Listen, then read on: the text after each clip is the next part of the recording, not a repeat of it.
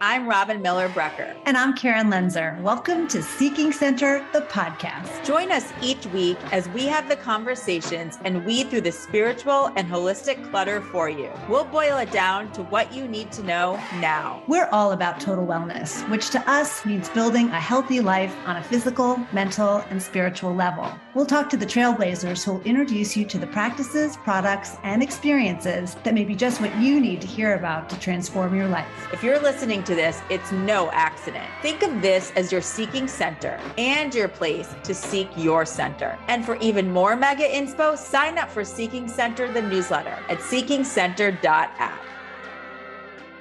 Have you ever really wondered what is really holding you back from doing that thing you've always wanted to do? Or what is keeping you from having a more authentic relationship with yourself or others? We all have certain beliefs that get trapped in our bodies, in our specific energy. Here's what's so exciting that we can hardly keep it in. You can get rid of these beliefs. And Lizzi Cutler, one of our favorite modern mystics and healing practitioners, is back to help you move that energy out so that you can live a more joyful and fulfilling life. Lizzi takes the woo-woo out of energy and intuitive work, and she's created a life-changing technique to help you get unstuck. Both Karen and I have experienced this with Lizzi firsthand, and we can tell you that it works. Let's get going. Hi, Lizzi. Hi, Karen and Robin. So excited to be here. So excited to have you here. Yeah. We have so much to dive into. Do we want to just start with the fact that the last time that you were here, we talked a little bit about editing, but we really didn't get into it. And Robin and I have had the privilege and pleasure of actually going through that experience with you and really understanding what it is firsthand. So can you just, at its most basic sense, talk about how you define this editing process? Yes. So when we're doing edits, if you think about sort of cleaning out your energetic closet, that's what we're doing. So we're pulling all of the old fears, beliefs, and doubts that were programmed in our soul and our psyche from when we were little kids. So all the things that we were taught to believe as fact, including you have to work really hard to make money, or it's really hard to lose weight, or all of those beliefs that we are taught to be fact that are actually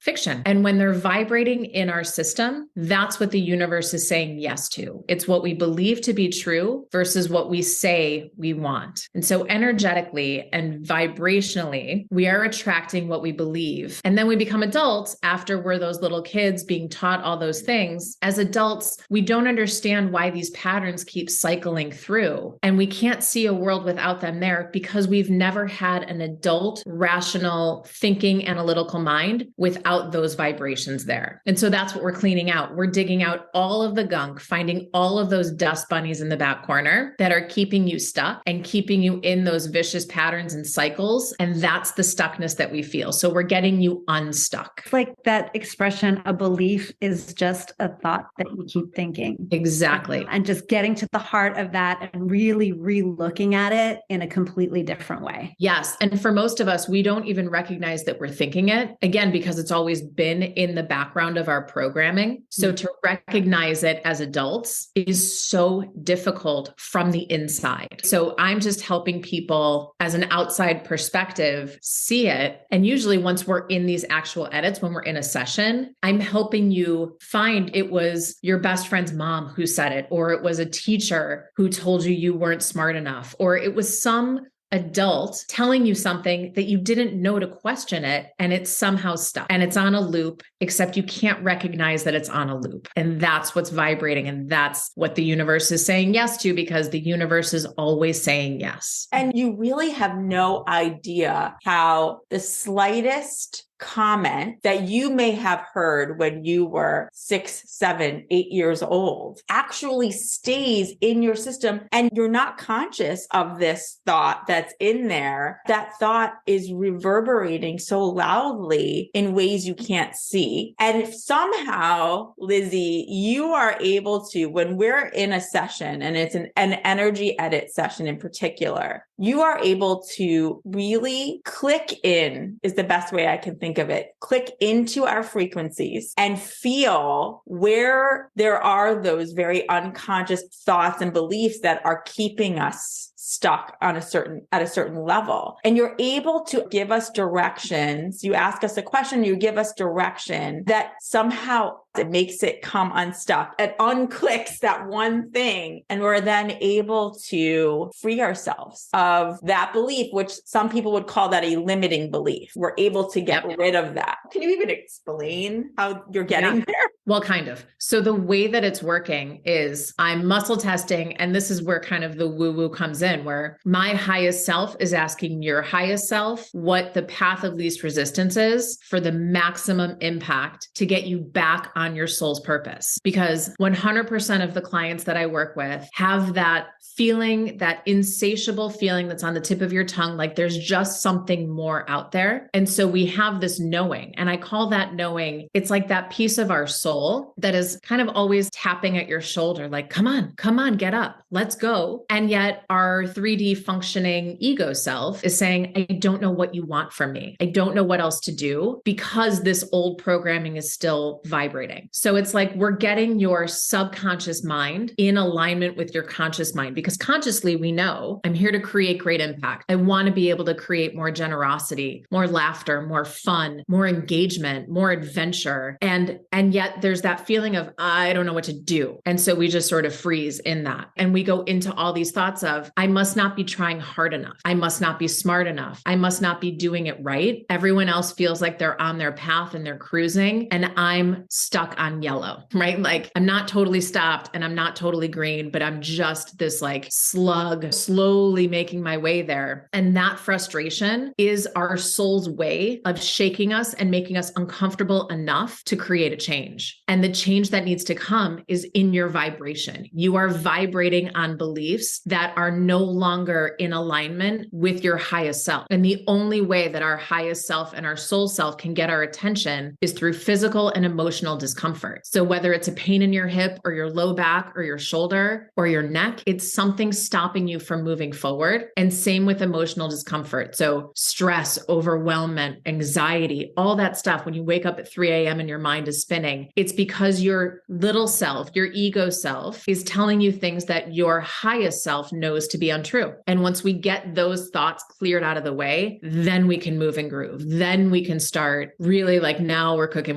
with gas and we can plow through. You said something about muscle testing. What does that mean? So muscle testing is my way of sort of asking again to make sure that what I'm hearing intuitively is on point. So it's like a backup system. Because when I'm working with somebody in an initial clearing, I'm just going through scanning your body and telling you what I feel, see, and hear about the energy flow or lack of that's happening in your body. And anytime I feel any kind of physical or emotional disconnect or discomfort, my first question to your highest self is, what is the information you're trying to communicate through here? What's going on that needs to shift? And what are the tangible, actionable tools that we can do in order to get this moving? And sometimes I like to be able to muscle test it and kind of ask the universe, am I 100% right here? Is this dead on? Is there some other word that we need to be working with? Gets me out of the way. It gets my head out of the way, and it lets the universe and our higher selves kind of take over to guide me to the exact pinpoint. Because frankly, I don't want this to take a few years. I want to get you there as fast as possible so that we're all living at our highest potential as soon as possible. And the muscle testing is a great way for me to make sure I'm in the right spot. It's like a double check.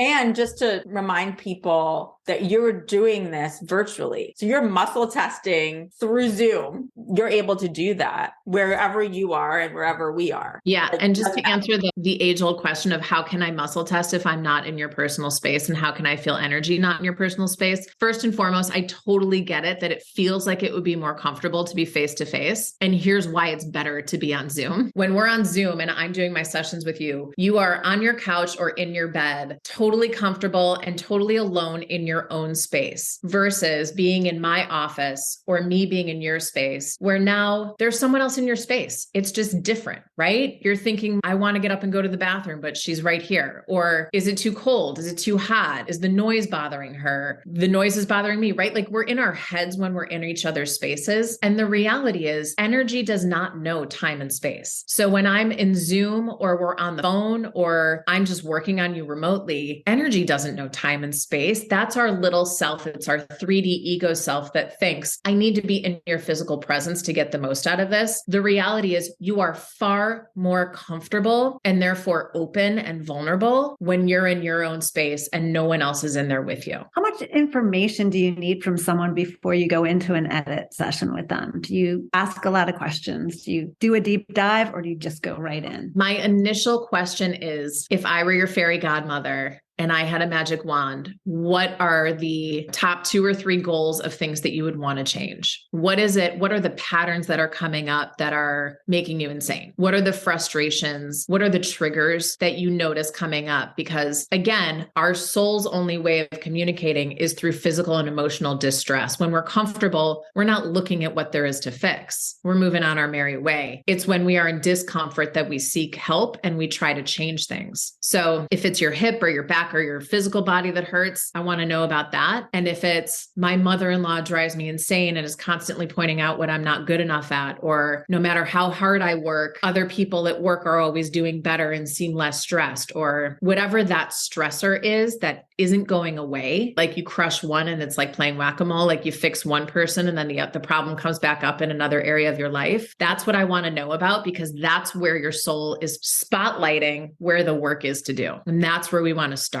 And then it's easy, smooth sailing from there, because then you'll see once we start working after the first session, most people will come back and say, I feel so much lighter. I feel like I'm responding to things differently. I'm not getting as triggered. I'm not getting as frustrated. And now we can get to the deeper layers of where the actual cause is from versus just fixing the symptoms so that you can tolerate it differently. And when you do the actual work, so when you're in an edit session, Karen and I know from doing this with you, and you are on that frequency and you're asking us to think about, for us, certain fears that we have. And you're able to say to us, what happens when I say fear of not having enough, fear of whatever it is. You then allow a certain amount of time for us to really sink into that. And for me, I think however energetically we're all connecting, it takes me back. So I'll start where I currently am, and then I go back in time. And the emotion that comes up, and I think that again, it's like, however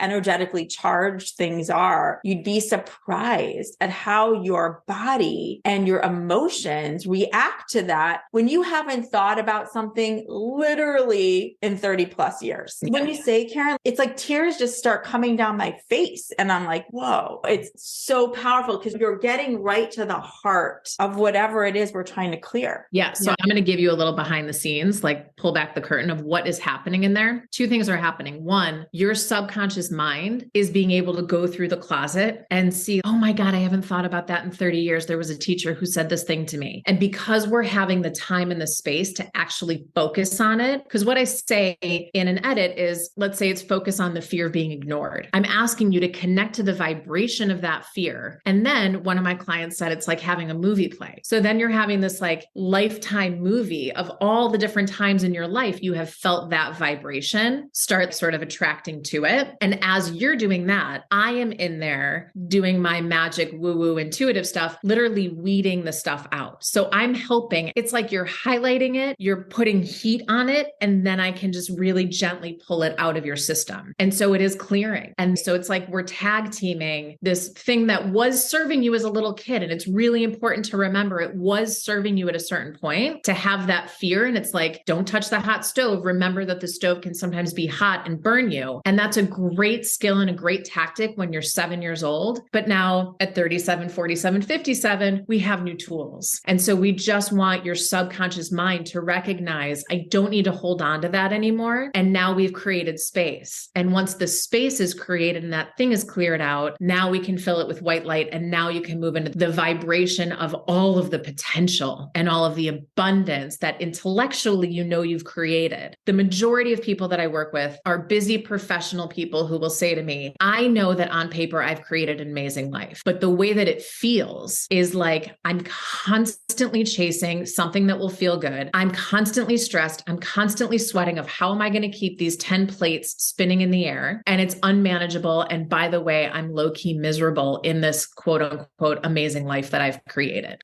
right? So I've now created this prison for myself of this seemingly amazing life that feels draining and horrific. And by pulling those weeds out, it starts to feel lighter. It lightens the load and it lightens the burden of this is all stressful and starts shifting into, oh my God, this is so beautiful. That's the magic. That's the goal. How many people are listening to you, just nodding their heads, going, yes, what the heck? Why, when everything is on paper, do I feel this way? And what you have us realize is that you keep so much in that closet that you just don't even realize is there. And even worse, you keep repeating it, but just giving it a different label. Yes. Right. Why we're shocked that this is all of our life's experience years later is crazy, because it's really the result of that same little kid who is afraid, basically, but you're reinventing that behavior as you get older and older and older because you're still fearful. And so once you can identify it, like you said, at its root, you can let it go. Yeah. And it is magical. And it's a slow process. The reason that I ask people to commit to starting with 6 sessions is because this isn't the Atkins diet where in 2 weeks you're going to drop 80 pounds and then put on 100. The goal of this is to create a true lifestyle change. And so we're slowly peeling back layers of the onion. And so in sessions with people, as you guys know, we'll do a 2-hour session on Zoom where we're doing all of the work on our call together. And then we don't touch it for 3 weeks. We can be emailing, we can be talking, we can be doing all kinds of tangible tools and mindset shifts and reframing and all that good stuff. But the reality is the work happens in those 2 hours and then you chill out for 3 weeks and just let it process. After,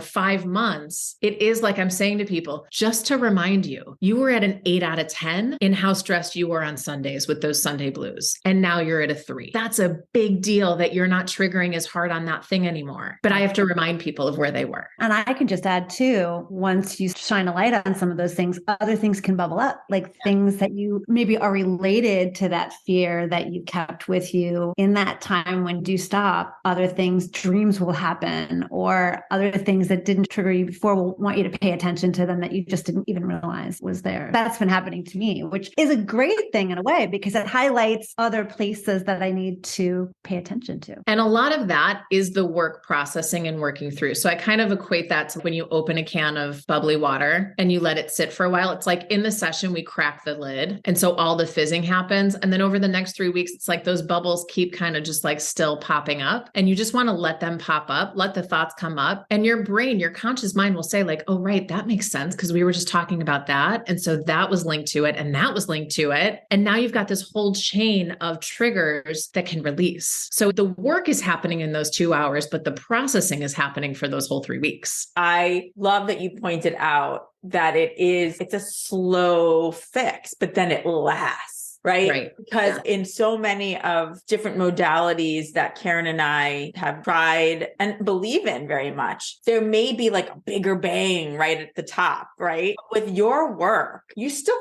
feel it right after, but there's a subtlety to it. And yet I know what I have found over these months of working with you is how much lighter I feel, how much more grounded I feel in who I am and what I'm here to do. And then I've now opened up myself energetically to all of this goodness that's coming in. And I don't think it's a coincidence that it's from after doing this work. So one of the intentions that I set before I work with anybody is to help realign you with your fullest abundance. So most people will come to me with a specific issue, whether it's weight loss or wanting to attract more money or attract love or career opportunities or just feeling more settled in their own life and soaking up the goodness of their own life. But the reality is every area of their life is suffering and is sort of choked off from the highest level of abundance, because if one is choked off, they're all kind of being impacted. So even if your career is thriving and you've never been in a partnership or you've always struggled with your weight, that not enoughness, that vibration is seeping into everything. And so by changing one, we really impact all areas. So this is more about amplifying the abundance in all areas than I want to make more money. Yeah. Would you say that there are common limiting beliefs or fears that you see in a lot of your clients? Yeah. So again, the majority of my clients are busy, professional, high performance people. And the majority are women. I would say 80% are women. But even with the men, there is a fear of being ignored, a fear of being content, a fear of being controlled, a fear of being in control. So you'll get it on both ends of that. Fear of being fierce is a big one. Fear of being manipulated is huge. And in all of these, I talk about what we call a double bind. And it's where you're pushing on both sides of the issue. So in the spirit of the universe is always saying yes, if you're sending out the signal that I have a fear of being fierce, where if I'm too fierce, then someone's going to squash me down, right? Especially as professional women or as any busy professional climbing the ladder, there's sort of a fear of if I speak too loud or if I'm too aggressive and if I shine too bright,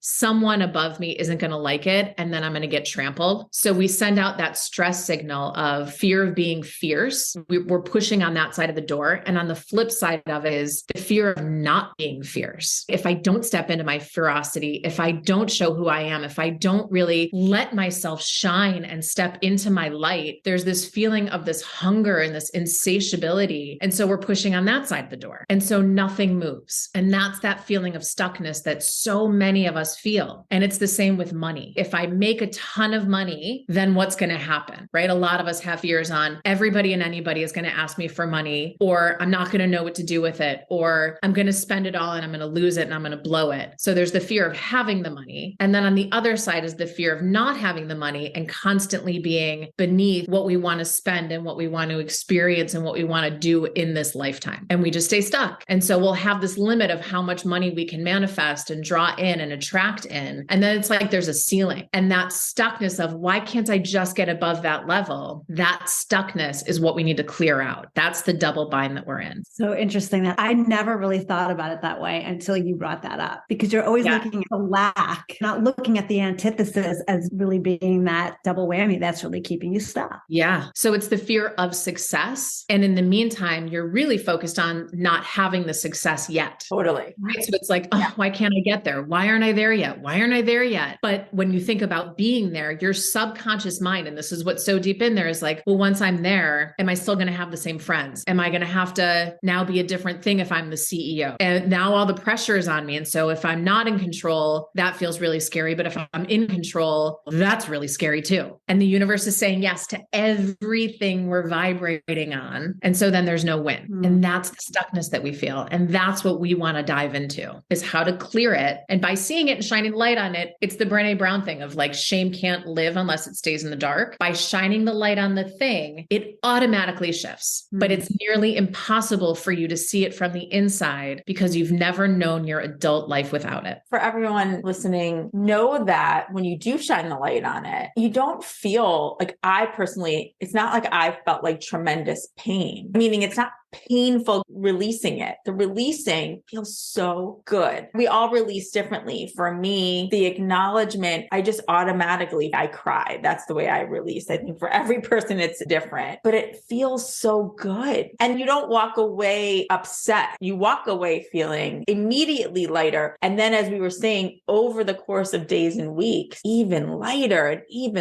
because there will be other things that bubble up in whatever you were specifically working on. And it literally goes away. And I just want to add in there, everyone really does release differently. So I do have a handful of clients that have tears running down their face, but it's not like they're crying like I'm heartbroken and I'm so emotional. Some clients just start yawning really deep. Some clients will say to me like, my leg feels tingly. This is so weird. And some clients don't feel anything physically. They just notice the results are different. Their life just starts being different. Yeah. Their mom isn't so annoying anymore because they're not triggering on that version of not enoughness. And so it's just gone. That to me is the crazy woo-woo magic of it all. It is. Right now I'm looking at Karen, because Karen and I, we release differently. We just do. I don't know why I emote in this very physical way. Yeah. Out is out. No judging how it gets out. For me, so much of it was, I didn't realize that I was holding that. I didn't realize that I had that specific fear. And then, like you were saying, the double bind, it's such an aha of why things are the way they are. Can I just ask you, one of the fears you brought up that just made me do a little head turn was fear of contentment? I want to figure that one out. Yep. So when you think about everything that we want, whether we want more money, more love, more success, more impact, and this is all Abraham Hicks. This is law of attraction kind of 101. We want it because we think we will be happier once we have it, right? If I had a couple more million, if I had total financial freedom, if I had the partner of my dreams, if I had the job of my dreams, then I would be happy. And we look at people like Bill Gates. If I had that money, oh my God, it'd be so fun, right? We think that once we're there, then our worries will go away. The double bind of it is once we're there, most of us start triggering on, now I have to sustain it. How am I going to sustain this? And so there's the stress of, if I have it, can I keep it? Is the rug going to get pulled out from under me? There are things that will happen in my business and in my career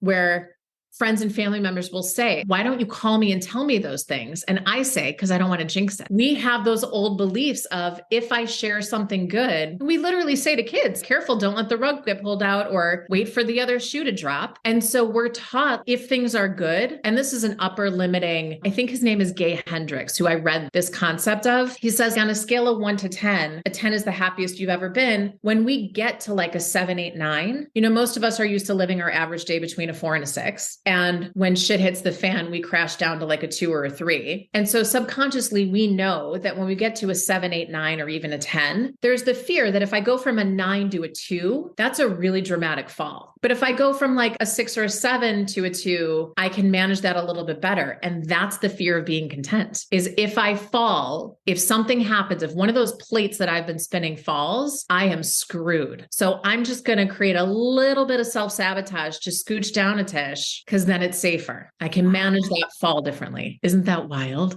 Wild. I never thought of it that way, because it seems like that's all any of us are reaching for at the end of the day. It is. Job or anything else is just wanting to get to that place. Well, and yet I think all of us have experienced, and I know I have, where I felt like I had achieved what I wanted to achieve, and yet I was still not happy. There was something amiss. Well, and that's what we hear from every success story ever. I made my first million and it didn't hit the thing. And then I made my first 10 and it didn't hit the thing. And then I got married and it didn't hit it's the quick feeling of this feels so good. And then you sort of go back to your 4, 5, and 6. And it's like, wait, that was supposed to solve for X. What just happened? And so by doing this work, and it's because you go back into the not enoughness. You didn't clear out the not enoughness by making the money. And now you're just worried about, now you've got to sustain the house and the boat and the flying private. Now you got to stay up there. So you go back to your not enoughness instead of, and this is probably my favorite Abraham Hicks thing, is finding true satisfaction with what is and being super excited for more to come. The piece that I add to that is clearing out the not enoughness that was in there in the first place so that you can appreciate what is and get excited for more to unfold. Yeah. That to me was like the magic 1-2 punch. Karen, I feel like something just happened for you. Me? Yes. Like Yes, your whole face just changed. I was literally just thinking I could do this all day long, because I feel like so much of us have so much in the attic that we don't realize. It's probably all kind of based around the same fears. So they're probably exchangeable or variations within each other. But I think as your life gets older and gets more complicated and you have more layers to it, it can really slow you down, because if you haven't cleared out some of those really basic beliefs, they're just going to get in your way. You're not going to be able to navigate them. They 100% get in your way, and they get louder the longer you sit with them. So then it gets more exhausting and more draining and more frustrating, because you're trying to run on a racetrack, but you've got that big rubber band with someone holding it behind you that's around your waist. And so you're running as fast as you can. And no matter what you do, you can't get ahead. So you make more money, you get the next promotion, you take the next trip, you do all the things that are supposed to fill that need. But because you're dragging all that baggage from childhood, it doesn't feel good, because all of that percolates back up. Which is why we all need to work with you, Lizzi. Yeah, like we need a Lizzie spa. So the idea that I would love to work through with this group is to kind of bring up, because I have been keeping a list over the years of these top edits, the top things that keep coming up over and over and over again for all the busy professionals, and to dive into one edit per episode, doing the actual edit on our time together, and then diving into where is the double bind? Where is this coming up for you? How has it been showing up? And then watching things start to shift as we move forward. Oh, we're so excited. For doing that, do people need to be on with us live? Ideally. Yes. What we're thinking is this is going to be some sort of Zoom event. Yeah. I think we offer the replay because timing and all of that. In a perfect world, because if you're on the Zoom with us, you can jump into the conversation. So questions will pop up and ahas, as Karen said, like memories and things. And the more we share with each other, the more you'll realize, oh my God, I had that too, and I didn't remember it. And so more is released as you're present with it. And worst case scenario, you listen to it later and it's still impactful. But by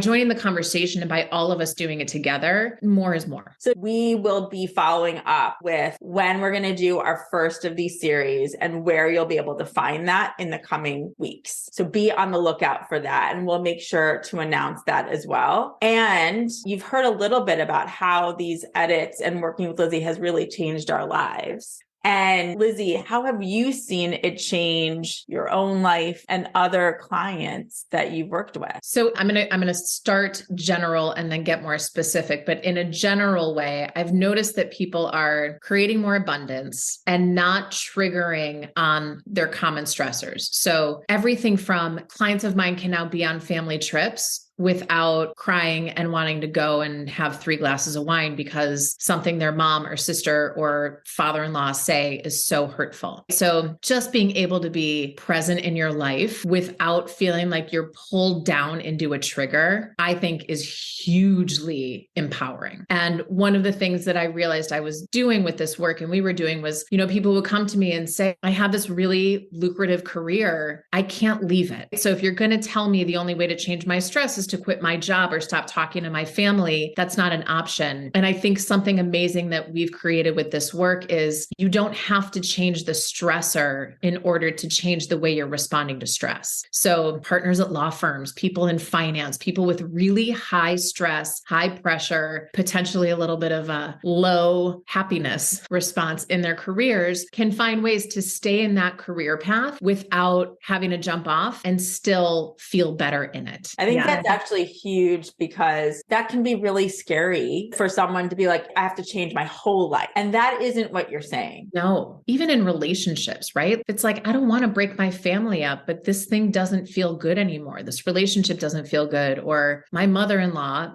literally makes me cry every time I see her. And that's creating a lot of contention between me and my partner. It doesn't have to be that way. And it doesn't have to be all or nothing. So if we change the not enoughness that you are telling yourself, because the reality is the trigger is showing you where you're out of alignment with your highest self. So my grandmother, I love her dearly, but she would say to me things like, oh, sweetie, you finally lost a little bit of weight. You look so much better. Or, oh, look, you've put on a little bit of weight. That's okay. And it's just like mother stuff. And yet I would then trigger on it because I already had a fear that I wasn't skinny enough. It was mine that she was just highlighting and pointing out. Once I clean that up, she can say whatever she wants. It still triggers me for a second, but I recover 3 minutes later, and then I can laugh at it instead of crying, real tears. So it's not, things have definitely changed and people don't say those kind of comments to me anymore because I've done enough of the work that I don't need that spotlight anymore. It doesn't serve me anymore and I'm not vibrating it on it anymore. So I don't create it anymore. And along the journey, I recovered faster. So after 2 sessions, I recovered faster. After 6 sessions, I recovered even faster. And after a few more sessions, it just didn't come up anymore. I didn't need to look at it anymore. There was no gift in it. And that to me is the most empowering thing we could do. Yeah, because I'm just even thinking as you're talking about, if I decide to leave my job because my boss is too critical, then the next boss who is critical in the next role that I'm in, I'm just going to carry that with me until I work through that, right? Yeah. because the vibration is still in you. And that's that whack-a-mole thing of once you say it to one person of like, hey, can you not say that to me? Okay, fine. But now the next person that comes along, you are vibrating on it. It's you. It's coming from you. They are reflecting your true thoughts and feelings about you. And we can blame them for having poor manners and blame them for being jerks. But the reality is it's coming up because it's a vibrational match to you. And when you change your vibration, you literally change your life. You really do. I think about just even drama, let's say it, for lack of a better word, drama in our lives. People often say to me, you really don't have drama in your life. And that's because I've worked on it. That's because energetically I've worked on that. I don't want it in my life. I don't want those kinds of relationships. When you work on it yourself, to your point, and you've worked through those edits, then those people, it doesn't mean that they've changed. It just, there's almost like it's an unseen energy that somehow you put up that it doesn't hit you anymore. Right. And it doesn't even come up as much. It doesn't come up as much. And if it does, it really rolls off. Yeah. Karen, when you were asking like where I start with people, I usually say, what are the fights that you're having when you're in the shower? What are those in your mind, imaginary fights of like, shoot, why didn't I say this? Or I could have said, those are the places we want to start. Those are the triggers. And those are the things to really check in and look at. I love that you said that too, because what you're also saying is it's that energetically doesn't just trigger you in a moment. You carry that sucker with you all day. It wakes you up at night. It's the thing you're talking to your friend about, and you're just consistently giving it more and more and more energy. It's true. It's the, oh my God, listen to this. Listen to what she said. Those are the things that we want to look at. Yeah. Oh, this is going to be so good. It's really fun. All right. So for everyone listening, we'll be following up with when we're going to start this series. And Lizzi, thank you. Really. I'm so excited to be working with you guys. This is so exciting, so awesome. And to everyone listening, I can't wait to work with you and just watch your life change with you. We can't either. This is going to be awesome. Okay, you can find out more about energy editing and working with Lizzi one-on-one at LizziCutler.com. That's LizziCutler.com. And you can also follow her on Instagram at Lizzi Cutler. Thank you, Lizzi. Thank you, ladies. Have an amazing day.